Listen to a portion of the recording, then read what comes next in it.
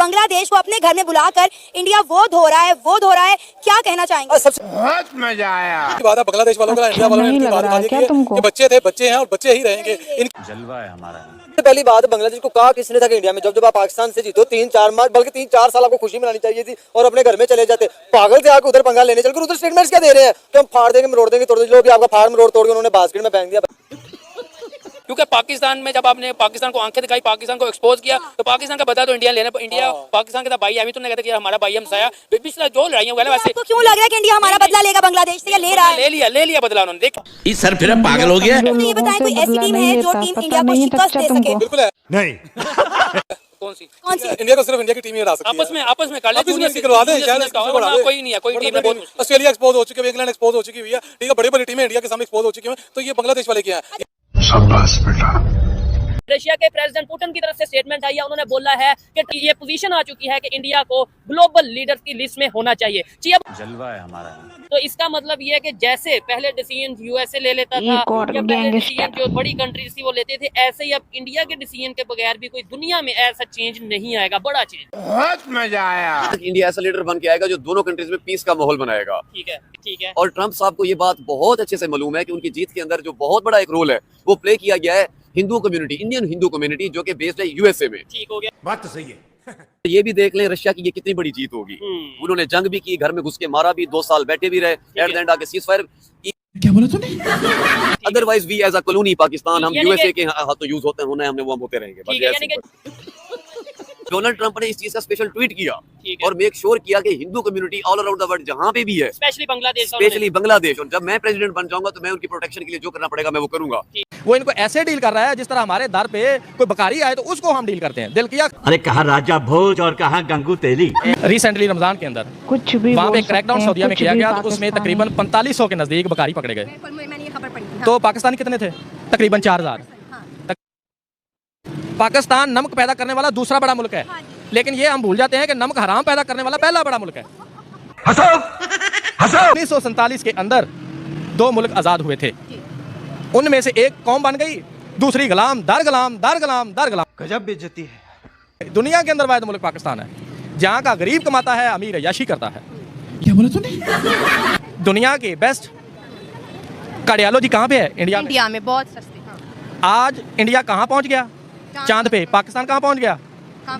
आप बताएं। दुनिया के जो कंगले मुल्क हैं उनके अंदर पाकिस्तान का नाम आना शुरू हो गया है। सोमालिया के साथ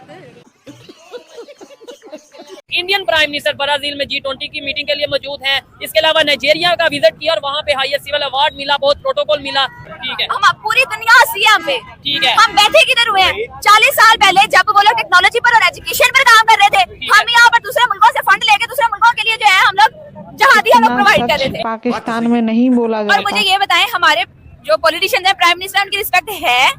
नहीं। कोई एक पॉलिटिशियन है जिसने अपना पूरा टाइम पीरियड जो है वो कंप्लीट किया? 77 साल में वो कितनी दफा IMF के पास गए हैं अपनी इकोनॉमी को स्ट्रॉन्ग करने के लिए, और हम गौ से ही नहीं निकल रहे उनकी। भाई पूरी दुनिया के मुसलमान जिस कंट्री को फॉलो करते हैं इस्लाम को लेकर, सऊदी अरब, उन्होंने उनको हाईएस्ट सिविल अवार्ड दिया है। यूएई जिनसे हम कर्जा लेते हैं उन्होंने दिया है। जलवा है हमारा। सिर्फ नाइजीरिया ने नहीं भाई साहब, 18 कंट्रीज ने उनको हाईएस्ट सिविल अवार्ड दिया है उनके प्राइम मिनिस्टर को। बहुत मजा आया। इंडिया ने ना सिर्फ पूरी दुनिया को एशियन टाइगर बन के दिखाया है, बल्कि इंडिया ग्लोबल टाइगर बनने जा रहा है। ठीक है, समझिए। खास तौर पे अगर इटली की प्राइम मिनिस्टर की बात करें, उनकी फोटो इंडियन प्राइम मिनिस्टर के साथ काफी वायरल हो रही है। लेकिन पाकिस्तान इन सब में कहीं मिस है। तो मिलोनी ने सबसे पहले वो पाकिस्तान का जो कॉरिडोर है चाइना के साथ लेके सी पैक जिसे कहा जाता है, तो मिलोनी और इटली जो है, इटली उसका सारा उसमें इन्वॉल्व थे, मतलब उसके मेंबर थे, उसका हिस्सा थे ये। लेकिन अब उन्होंने जो ऐलान किया ना, जो हिंदुस्तान का इकोनॉमिक कॉरिडोर है, इंडिया मिडल ईस्ट आके यूरोप में जो जाएगा, तो उसने अब खुले लफ्जों में खुल के उसने ऐलान कर दिया है कि हम चाइना के सी पैक का हिस्सा नहीं है, अब हम हिंदुस्तान के पैक का हिस्सा हैं। जलवा है हमारा। ना पाकिस्तान G20 का हिस्सा है, ना पाकिस्तान G5 का हिस्सा है, ना पाकिस्तान ब्रिक्स का हिस्सा है। चाइना के गुब्बारे में से जो है ना उन्होंने हवा निकाल दी है। अब तो चाइना का गुब्बारा फुस होता हुआ नजर आ रहा है, उसकी इकोनॉमी में भी, उसके बिजनेस में भी, उसकी क्वालिटी में भी, उसकी फैक्ट्रियों में भी, ईच एंड एवरीथिंग। तो रिलीजियस एक्सट्रीमाइजेशन हुई, हमारा सिलेबस बदला गया, इंडिया के खिलाफ हेट्रेड क्रिएट की गई, स्पेशली जब बंगाल अलहदा हुआ। तो उसके बाद पाकिस्तान का बेड़ा गर्क हो गया। जब से हमने मुजाहिदीन क्रिएट किए। बड़ा हरामी हो बेटा। बात कहना चाहता हूँ, कुछ अरसा से ना जो हमारे प्राइम मिनिस्टर्स आ रहे हैं, उनका जो विजन है ना, वो जो ध्यान है वो एड पे है, ट्रेड पे नहीं है। पाकिस्तान अब तो बेड़ा गर्क हो चुका है। अब मुझे नहीं लगता कि जहाँ पे इंडिया है वहाँ पे पहुँच पाए। कहाँ राजा भोज और कहाँ गंगू तेली। इंडिया जो है ना SCO का मेंबर है, आपको पता होगा, G20 का मेंबर है, क्वाड का मेंबर है, यूनाइटेड नेशन में परमानेंट सीट मिलने के चांसेस हैं। तो मतलब ये दुनिया की सतह पे उसकी ये पोजीशन है। और पाकिस्तान को देख लें, हमें ब्रिक्स में ऐड करने के लिए खुद को इतनी रिक्वेस्टें करनी पड़ रही हैं, उसके बावजूद भी नहीं हम हो पा रहे। नहीं हो पा रहे। ठीक, बहुत मजा आया। चंदे के लिए हमें कतर, UAE और सऊदी अरेबिया आए। हर 5 साल बाद पता चलता है पाकिस्तान दिवालिया हो रहा है और कंट्रीज जो है ना बचा लेते हैं कर्जा देके। पाकिस्तान की इंटरनेशनली ये पोजीशन है। रही नेशनलिस्ट हैं, मुल्क के लिए काफ़ी उनको है, मतलब कि कुछ करना है, ठीक है, और नीचे से उठ के आए हैं, गरीबी में जिए हैं, घर से बाहर भी उन्होंने गुजारा है टाइम, मतलब घर से घर बार छोड़ दिया था। और मेरे ख्याल में वो जिस तरह उनके रिलीजियस होते हैं ना, जो घर छोड़ के जैसे सन्यासी या योगी की ज़िंदगी गुजारते हैं, वो भी गुजारी हुई है उन्होंने। तो इस वजह से काफ़ी उनकी पर्सनैलिटी पे इम्पैक्ट पड़ा। इसीलिए उनके दिल में जो है वो दौलत जमा करने का लालच नहीं है। लालच नहीं है कि खुद को कंट्री के लिए सर्व करना है, इंडिया को ग्रेट बनाना है। हाफिज सईद को जो है ड्रोन से उड़ाने की बात की जा रही है। कहते हैं अभी मजा आएगा ना भिड़ो। 2024 में इंडिया हाफिज सईद को ड्रोन अटैक से मारेगा।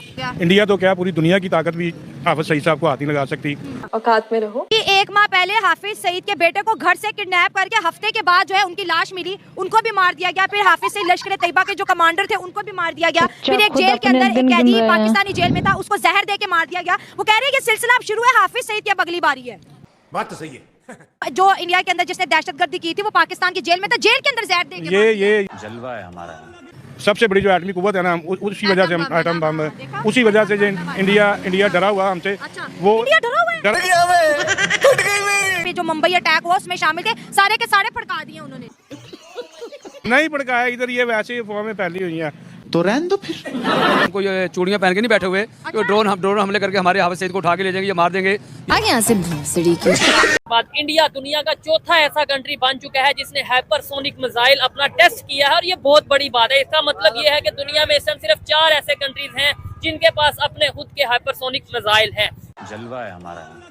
पाकिस्तान इसमें इस टाइम तो रोटी, कपड़े और मकान में भी बहुत पीछे, टेक्नोलॉजी तो बहुत दूर की बात है। ये बड़ी अच्छी इन्होंने बड़ी सच्ची बात की है। जो मैं अब्दुल कलाम जिनकी हम बात कर रहे हैं, उनको तो उन्होंने प्रेसिडेंट बना दिया। उनको प्रेसिडेंट बना दिया, और हमारे जो साइंसदान है डॉक्टर अब्दुल कदीर खान